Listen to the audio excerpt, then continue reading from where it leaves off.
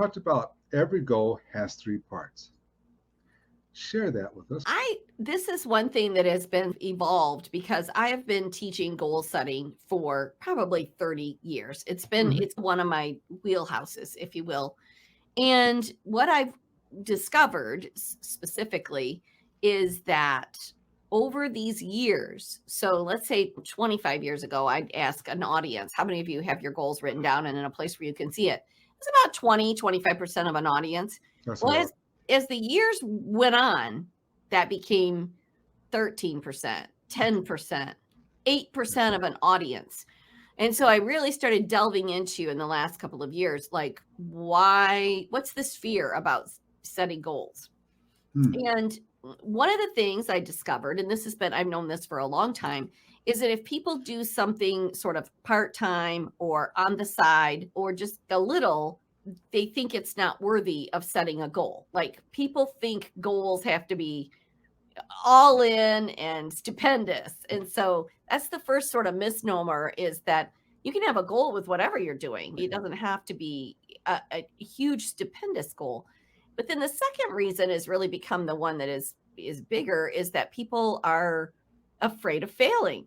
So there's this fear of failure that and I actually had people say if I never set a goal then I've never failed. And then this was the bigger one. If I never let anybody know what my goals are, there's never any expectations of me.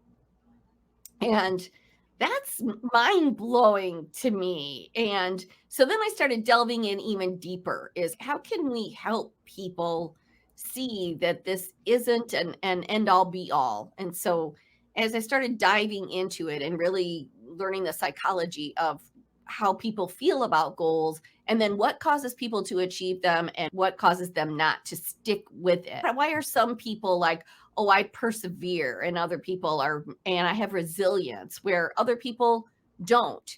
And so as I started studying this and delving into it even more, is you first you have to have a purpose. And you've heard that Yeah. we've heard this over now. You got to know your why. And if you just Hmm. set a goal without having a purpose, then in a goal, all a goal really is a benchmark. If people would understand that, it's a benchmark along your journey of success. It's not Okay. an end all be all. If you miss it, it's not a big deal. You're further than if you would have stayed still and did nothing.